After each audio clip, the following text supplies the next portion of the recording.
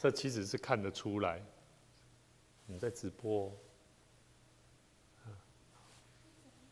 谁？找我？谁？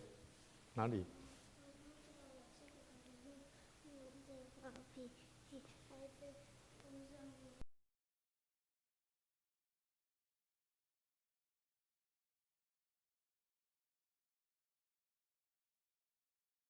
章41节到47节，好。我们翻过来就好了。我们资料里面就有哈。好，我们来看《使徒行传》第2章41节到47节。彼得说：“你们个人要悔改，奉耶稣基督的名受洗，叫你们的罪得救，就必须受所赐的圣灵，因为这应许是给你们和你们的儿女，并一切在远方的人，就是主我们上帝所招来的。”彼得还用许多话做见证，劝勉他们说：“你们当救自己脱离这弯曲的世代。”于是领受他话的人就受了洗。那一天，门徒约添了3000人，都恒心遵守使徒的教训，彼此交接、擘饼、祈祷。众人都惧怕。使徒又行了许多奇事神迹，信的人都在一起，凡物公用，并且卖了田产家业，照各样所需用的分给个人。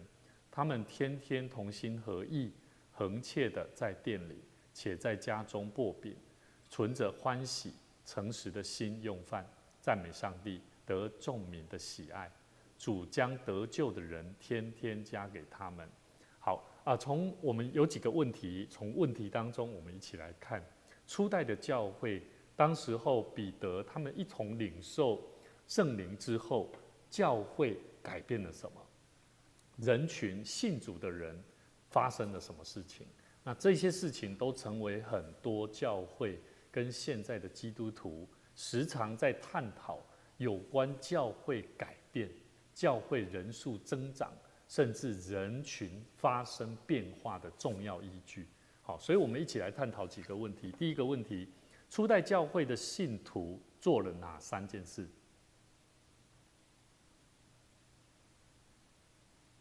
苏会长老，还有那个秀珍长老。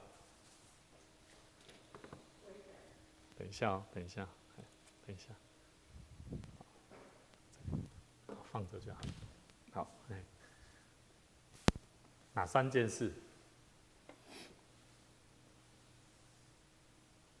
悔改、受洗。悔改、受洗，啊，还有什么？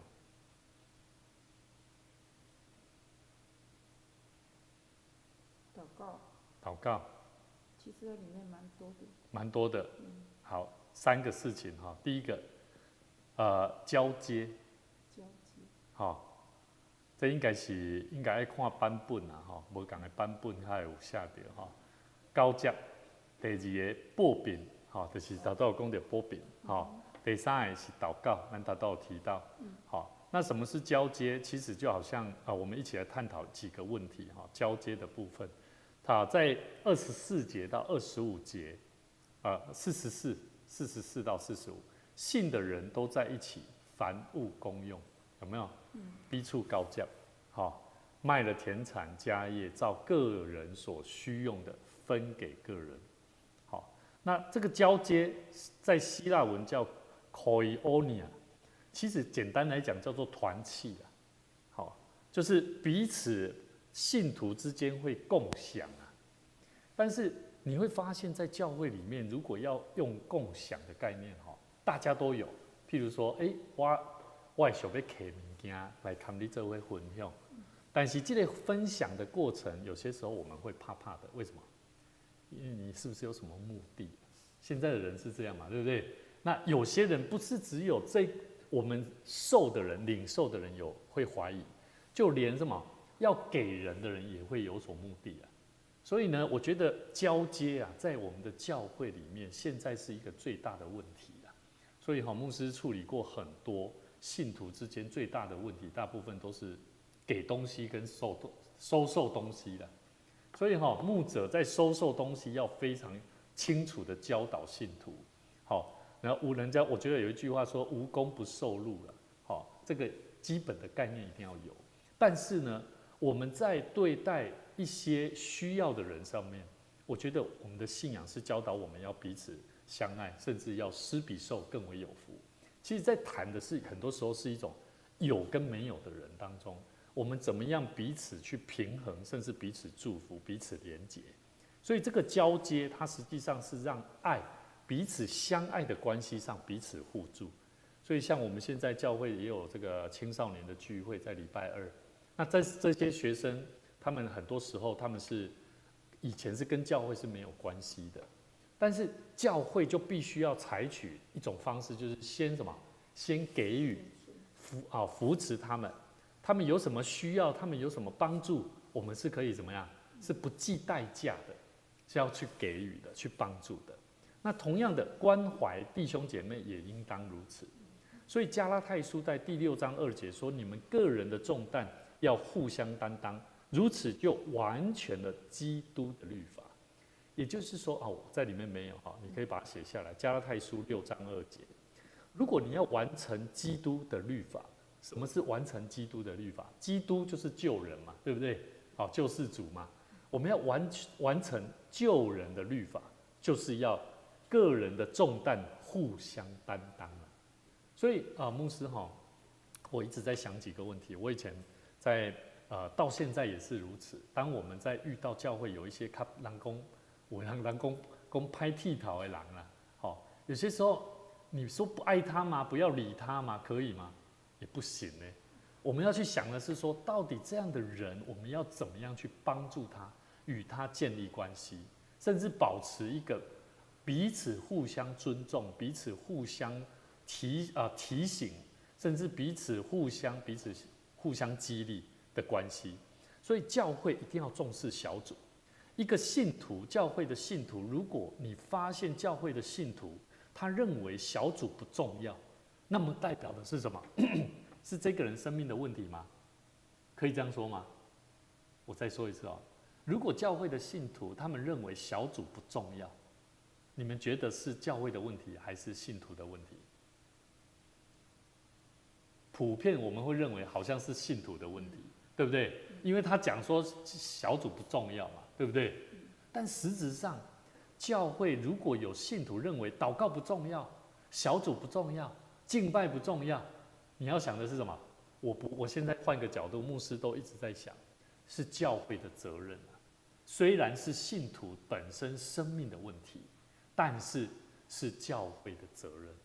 也就是说，教会对于小组的工作、跟人与人的关系工作，甚至包含如何帮助信徒在交接的这个过程，彼此相顾、互相撒教狗的部分，我们做的还不够。所以我们一定要好好了解，其实这个交接使徒行传在讲的这个关系很重要好，第二个擘饼。我们说这个擘饼，我们大部分基督徒讲到就是什么守圣餐，对不对？好，路加福音22章19节，耶稣拿起饼来祝谢，改被亏供，这是我的身体，为你们舍的，你们应当如此行来，为了纪念我。所以这个擘饼，它不是普通的一个吃饭它也是纪念耶稣在十字架上的救恩，是一个礼仪，很重要。它提醒我们，基督为我们受苦，流血。让我们与上帝的关系和好。那擘饼代表的是信徒之间的一个什么关系了？就是一个合一关系了。所以当我们在守圣餐的时候，我们没有所谓的说，他这一个人有问题，谁怎么样，我们大家不管怎么样，我们就是一起来做这个动作，做这个行动，一起来思念，一起来回想，甚至这个动作我们做完之后，我们要怎么样学习像耶稣一样。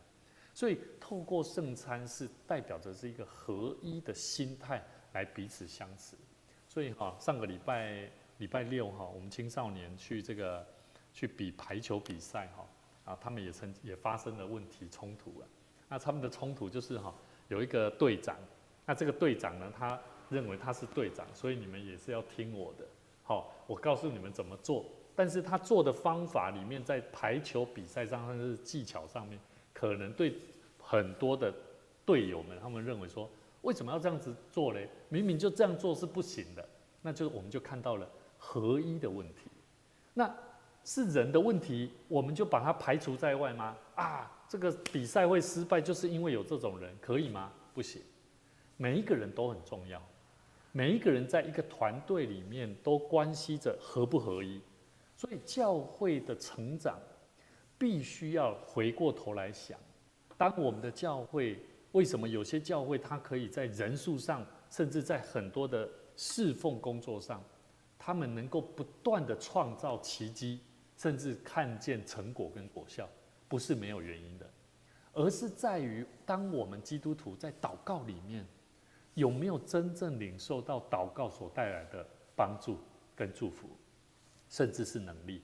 好，所以当时候其实我们刚刚有讲到一个很重要，有一个点。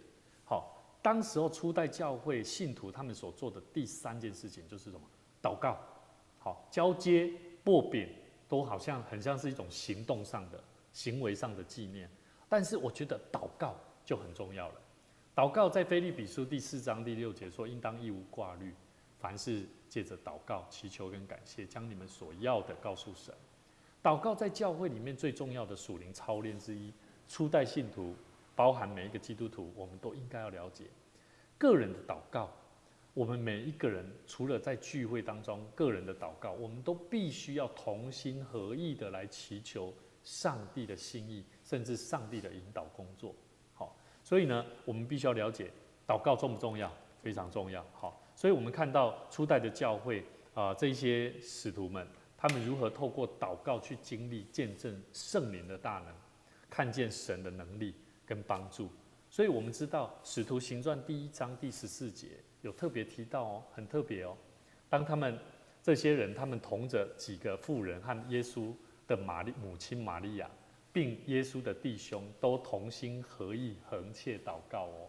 当时候耶稣死后，他们是透过祷告来凝聚关系的，来建立关系的。所以现在虽然耶稣好像我们看不到他，但圣灵在与我们同在。我们要如何透过更多的祷告来经历我们所侍奉的工作，上帝所要带给我们的祝福？好，第二个问题，我们来看第二个问题：当我们同心合意、恒切的祷告的时候，会带来什么结果？好，第一个，个人。好，我们来看《使徒行传》第2章1到5节说什么？五旬节到了，门徒都聚集在一处，忽然从天上有响声下来，好像一阵大风吹过，充满了他们所坐的屋子。又有舌头和如火焰显现出来，分开落在他们个人头上，他们就都被圣灵充满，按着圣灵所赐的口才说起别国的话来。那时有虔诚的犹太人从天下各国来，住在耶路撒冷。我们从这边看到个人方面怎么了？发生什么事情？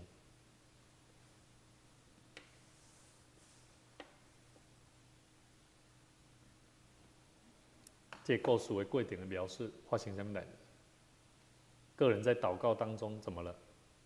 被圣灵充满。对，就是被圣灵充满。好，所以我们了解到被圣灵充满以后，他们就说起别国的话。这是很特别的哦。到现在都还是有很多人一直在探讨，到底我可不可以从祷告当中领受圣灵之后，我突然间会讲英文了我突然间会讲哪一国话了那其实这不是重点，其实重点是领受圣灵的充满带来能力。好，所以这一点很重要。第二个，教会发生了什么事情？同心合意的祷告当中，教会会发生什么事情？我们看我们今天的经文《使徒行传》第2章41节就有提到了。好，我们可以看你们的41节第2章41节说什么？于是领受他话的人就受了洗。那一天怎么样？门徒约添了3000人啊，怎么样？所以教会发生了什么事？门徒的数量增多了。如果根据这个圣经的依据来看，这个重不重要？很重要，太重要了。所以我看到这个，我就在想一个问题我们大桥教会我们从祷告的工作上面到底有没有带来改变嘛？我们有没有好好去认真去思考祷告所带给我们的帮助？所以我们要一同去见证。其实彼得在五旬节的这个在谈到，如果有机会，你好好去看一下哈，《使徒行传》第2章32节到33节哈，我们可以翻开我们的圣经哈，我们可以去看哦。好，32节，《使徒行传》第2章32到33。好，你说几章？2章。嘿，《使徒行传》知道啊？几章2章。我也看一下我这边的圣经。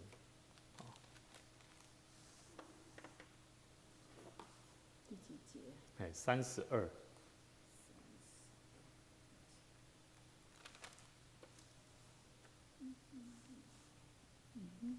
复活。好，有讲到什么？复活。复活，还有吗？32节嘛。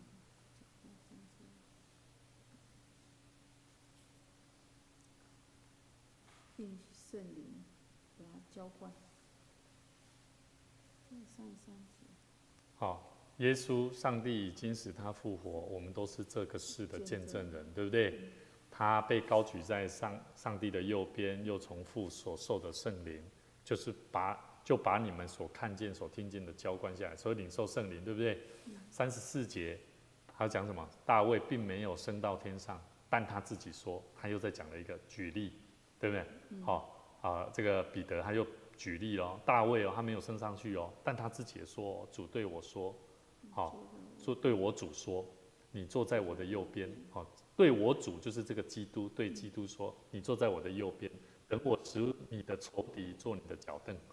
故此，以色列全家当确实知道，你们要知道彼得就告诉他们了，以色列全家啊，你们要记得，你们钉在十字架上的这位耶稣，上帝已经立他为主，作为基督了。好，然后众人就怎么样？听见这话，觉得扎心，就对彼得和其余使徒说：“诸位弟兄，那我们该怎么办呢？我们该怎么做呢？”38节，彼得就对他们说：“你们个人要悔改，奉耶稣基督的名受洗，使你们的罪得赦免，就能够领受所受的圣灵。因为这个圣灵，这个应许是给你们，还有你们的儿女，还有一切远方的人，也就是说还没有相信的人，对不对？好，就是给所有主我们的上帝所招来的人。这个很重要哦。上帝会招一些人来到我们当中可是我们有没有把这个讯息去传给他们？好，彼得还用更多别的话做见证，劝勉他们说：你们当救自己，脱离这弯曲的世代。也就是说，有很多人会带到我们教会，带到我们当中，可是我们有没有去帮助人去脱离现在这个弯曲的世代？还是我们就是跟他们配合？还是我们就迎合他们？还是我们根本就没有把福音带到我们的教会，甚至在我们聚会当中去传递？所以我们在教会聚会，我们每一个礼拜都要想一个问题：我们有没有传主的道？我们有没有传福音呢？小组聚会要不要传福音？要。小组聚会，人与人的关系要去传主的道要去传幸福的恩典，要去传基督要我们做什么。所以，如果人的关系没有办法改变，我们就要为这件事情怎么样？祷告。好，要祷告，这就是我们今天所看的重点。好，那我们继续来看我们今天的内容所以我们知道初代教会的信徒赞美神之后，我们要继续看第三个问题。初代教会的信徒，我们现在是第三个问题，第三个问题了嘛所以发生了什么事情？得众民的喜爱之后，教会发生了得救的人天天增多。所以这个很重要很重要。所以教会在整体的成长上面，都是跟祷告有没有关系？有啦。所以其实我都觉得说，我们教会目前来讲我觉得跟那一些成长型的教会来比较的话啦，有人说牧师这个不能比啦，不一定要有祷告，像办那种祷告的特会啦或祷告会啦。其实我觉得教会要不要有祷告会，其实是要的。我觉得我们教会，我也一直在祷告说，有没有机会能够有更多愿意祷告的人？我们可以一起来讨论，用不同的方式，但是我觉得祷告不能少。好，祷告不能少。好，第4个问题哈，下列的经文里面哈中提到上帝的国，它的共同点有什么？哪些不一样的地方哈？我们一起来了解，一起来看哈。马太福音第13章31到32。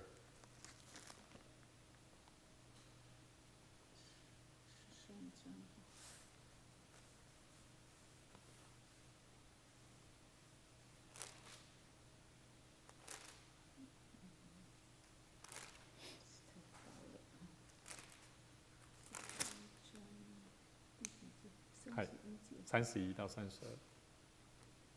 芥菜种。对，芥菜种的比喻。好，他又设个比喻对他们说：天国好比一粒芥菜种，有人拿去种在田里，它远比所有的种子都还要小，等到长起来，却比各样的菜都大，且成了树，以致天上的飞鸟来在它的枝上筑巢。好，他又对他们讲另一个比喻：天国好比面笑，有妇人拿来放进。好，31到32节。那我们来看一样的地方，马可福音第4章30到32。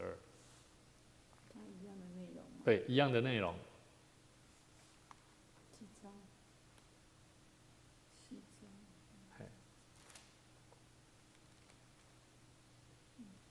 好，修真长老，你来念啊。30节嘛。对。又说，我们要把神的国比作什么呢？我们可以用什么比喻来形容它呢？它好像一个芥菜种，刚种下去的时候，比地上的一切种子都小，种下以后生长起来，却比一切蔬菜都大，长出大枝子，甚至天空的飞鸟都可以在它的荫下搭窝。耶稣用许多样的比喻，照着他们所能听懂的，向他们讲道。不用比喻，就不对他们讲，只有单独和自己的门徒在一起的时候，才把一切解释给他们听。OK， 谢谢。好，另外一段圣经节，路加福音13章。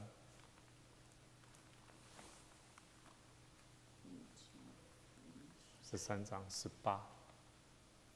13章。13章，然后18到20节。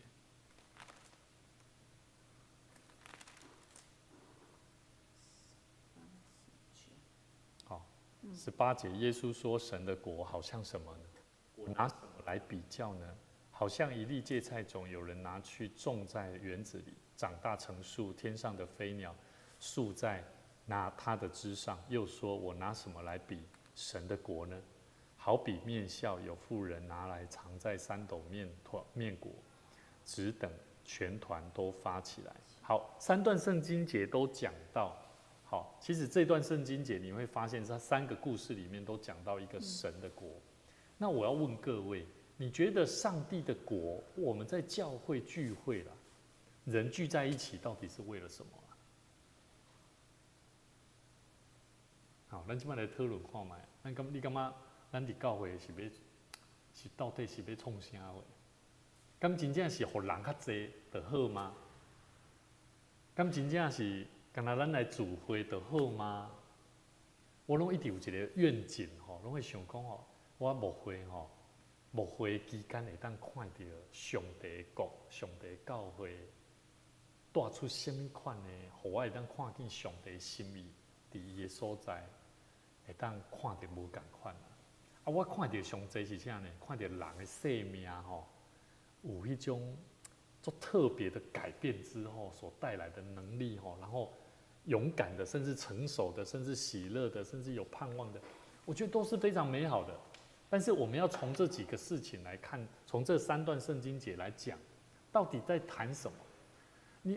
我觉得人的生命哈，我在牧会这么多年来，我发现有一个问题啦，人的生命大部分都会看到自己觉得生命很渺小了，对吧？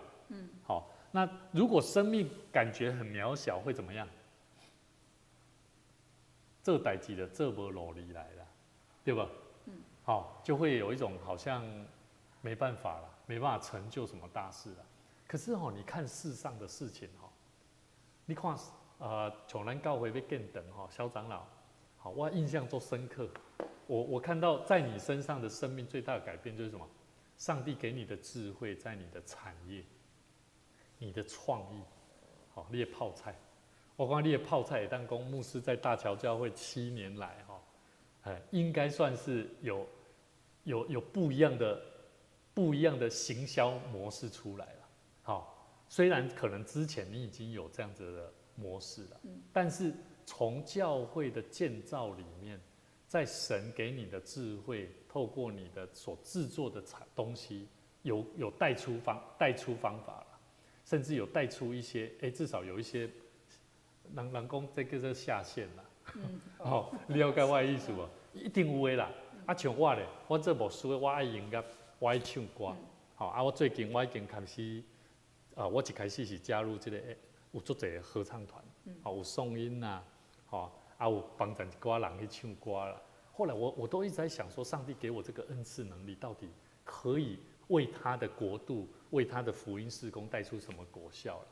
后来当我再重新，譬如说我回到 MP 的时候，一开始是只有我自己啦。那后来当时我就发现，好累哦，家里又要顾，然后牧师娘每次回来都好像都在战争一样，因为孩子他们都在等着爸爸回来，然后牧师娘他就你要参加较济，你是在创啥回啦后来呢，后来我想到一个最好的方法，因为他们的时间也都刚好都是在我们教会的侍奉工作的之余的时间，然后也不会影响到侍奉。后来呢，我就怎么做呢？带着孩子，一开始我先带着泽恩去，然后泽恩去了以后，他演出一场之后，我另外2个孩子他们就看到说，哥哥你唱得好好我也想要去。我说好啊，那你一起来，下次一起去好不好？他也愿意了。然后没多久，连老3也就跟去了。后来我就发现，我越来越看到说，我们每一个人都必须要去培养我们的下一代，甚至我们的身边的朋友，从他不会里面去看见上帝要给我们看到的生命成长的部分。我们今天谈到代祷所带给教会的成长，我们每一个人会祷告，但是我们有没有时常也为教会来祷告？不单单是求自己所需要的，我们也要去求上帝的国度在他的教会里面，透过他的百姓，透过他的儿女，带出什么生命的改变，甚至带出教会应该要有的成长。所以我觉得福音不单单是一个人生命他得救而已而是他会带出来的影响力，要怎么样继续传承下去好，那最近我牧师刚好在接触这个大桥国中的相关跟我们教会的连结工作，那认识了一个木球的教练。那我昨天接到一通电话，这通电话呢是以前我在台中，那时候我在台中念大学的时候，一个学青教会西屯教会的学青的一位姐妹，她打电话来给我，她说：“牧师，伟恩哥，你还记得我吗？”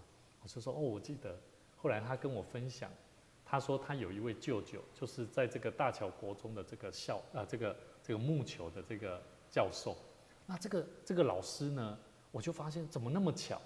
他就说是啊，他也觉得很巧。我就说你怎么知道我在大桥？他就说我一直都从以前我就一直在关注你现在的侍奉的动态，所以当我听到你在大桥教会，我的舅舅他在大桥国中，然后先前你也有跟他联系，想要了解木球的，因为有关我们要办运动会的相关事宜，我就发现说上帝会无形当中在我们所做的工作里面，把很多人摆放在里头。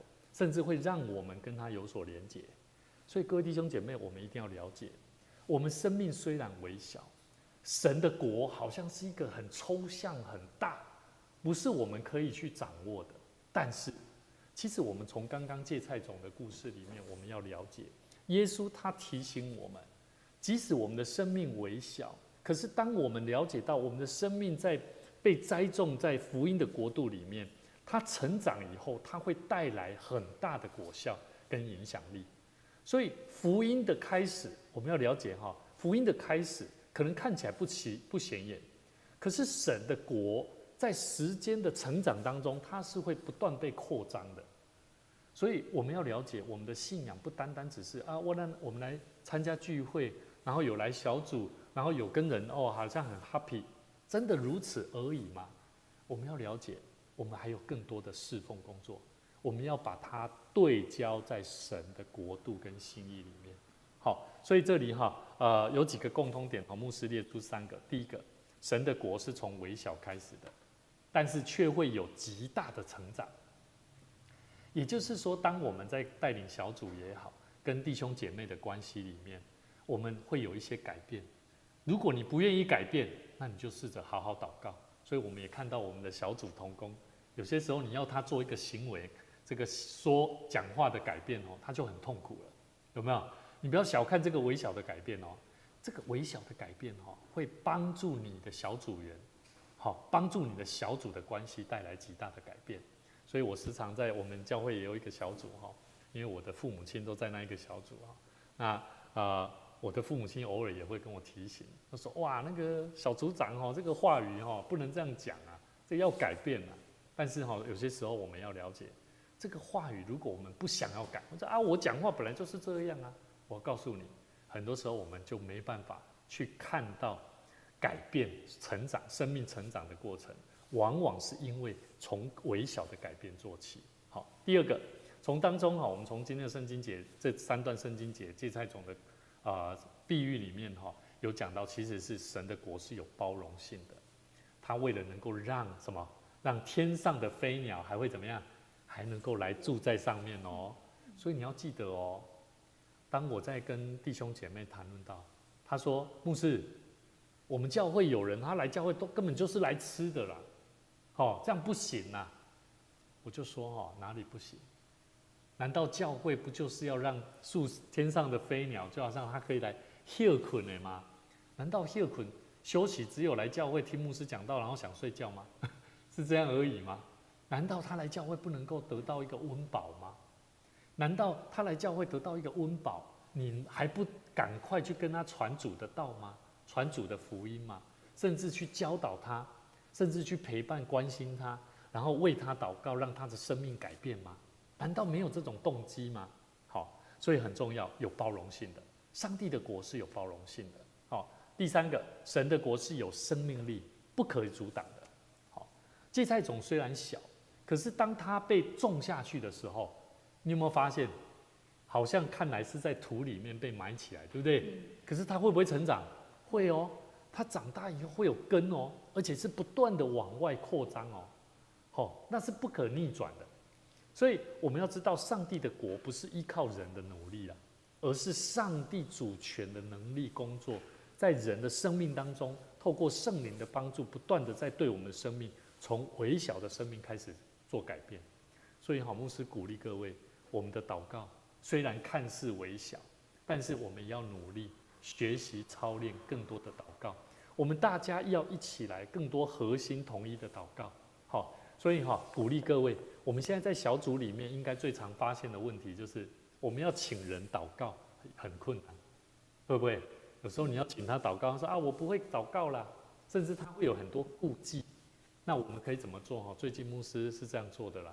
好，我现在在带领这个青少年的这个主日学的同工。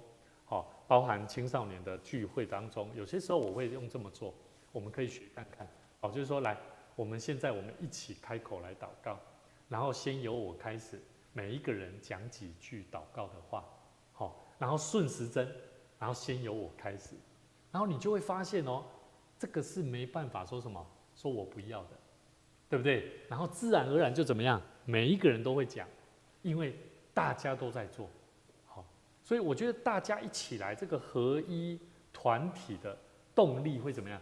会激励人激励人心好，所以我们看到台湾最近有很大的变化，全体国人看见台湾所需要的民主与自由，真正的自由，真正的民主，就是要合一合一会带来极大的力量。